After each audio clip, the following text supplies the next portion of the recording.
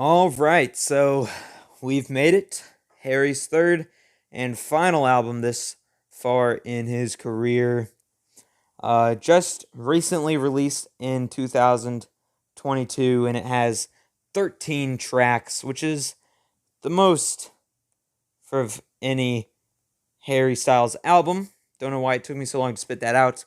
Um, Obviously, I'm talking about his newest album, Harry's House. Yeah, I mean, if you haven't heard of it or if you haven't listened to it, you're probably living under a rock at this point. Especially if you haven't heard some tracks like As It Was. Like, if you haven't heard that, then I don't know what to tell you. But like I'm saying, Harry really doesn't need an introduction. So let's just get to the review. So track one is called Music for a Sushi Restaurant, and I'm not the biggest fan. As you all know, if you've seen my Fine Line and Harry Styles review, I'm not the biggest fan of the upbeat pop songs, and this is a very upbeat pop song. I guess it's not the worst of this type, but it's certainly not perfect, so I'll be nice and give it a 3 out of 10. Track 2 is much better, and it's by the title of Late Night Talking. I think this has just enough of that pop style, but this is just much more of a groovy song, if you will. And if you don't, I don't blame you. It's very catchy, and it's not that bad lyrically either. I think I'll give it a fair 5.5 out of 10. Next up, track 3, we have Grapejuice. And let's be honest, we couldn't have a Harry album without a song named after fruit. Now can we? Anyways, the song is pretty horrible. I don't like the filter they put on his song during each verse. I don't know, I just found it annoying. And then the chorus, without the filter, it's rather unpleasant as well. So I think I'll give this one a little worse than Music for a Sushi Restaurant with a 2.5 out of 10. Next up, track 4 is easily his most popular song off this album. You all know it.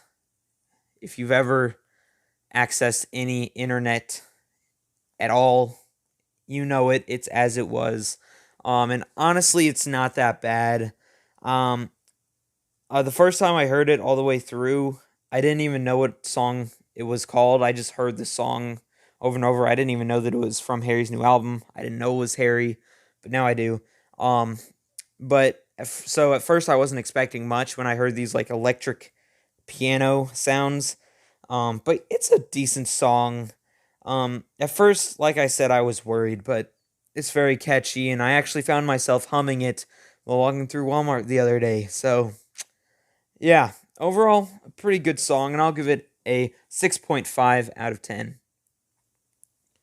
Track 5 is another common train wreck of this album called Daylight. And look, I tried my best to like this one, but it just didn't work. And I found it rather annoying. And his vocals were not on point this song either.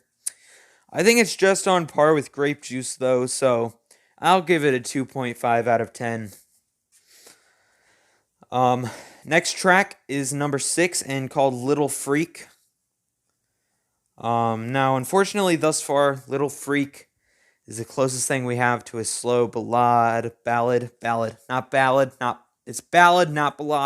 But it's really disappointing that this album is focusing more on electronic pop songs rather than the old piano, because I was excited for this album in hopes for another Sign of the Times or Falling, but listening to this album, so far it seems as close as we'll get, and it's super unfortunate, and I think this will deserve a 4.75 out of 10. Alright, well, I take a lot of what I just said then. Next track is Matilda, because I'm writing the script as I'm going and listening to every song. And this is a nice, slow-paced song, and it's what I want from a Harry Styles song.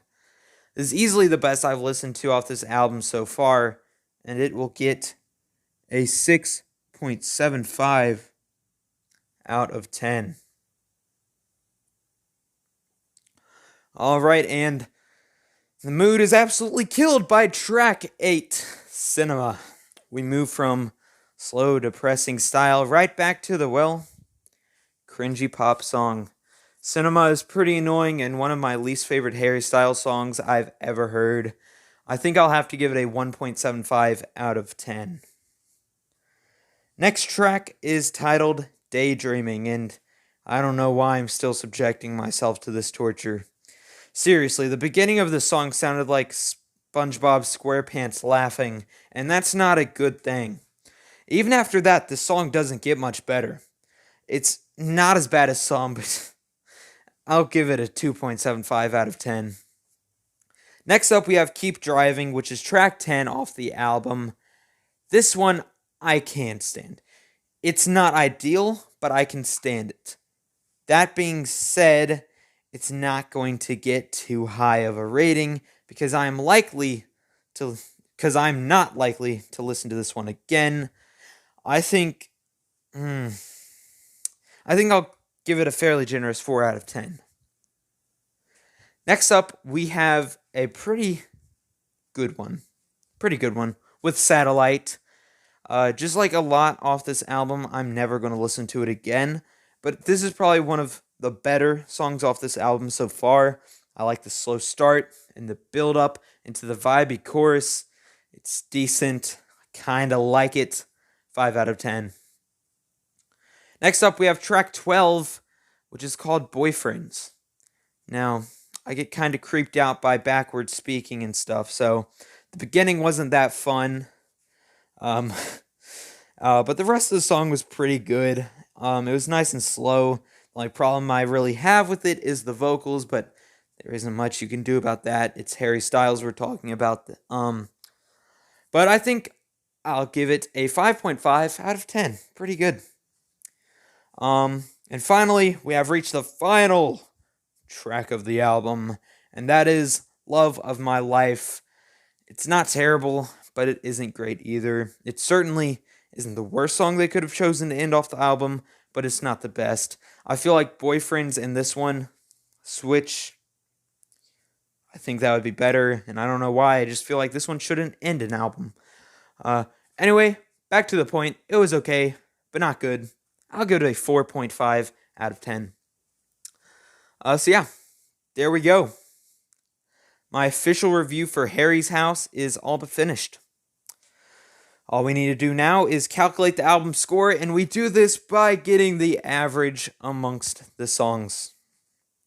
Alright, I have completed my average getting, and it is a 4.23 out of 10, and this is honestly better than I expected. I thought it was going to be a little bit below fine line, because honestly, me personally, listening to this from beginning to end, I'm likelier to listen to Fine Line from beginning to end. But hey,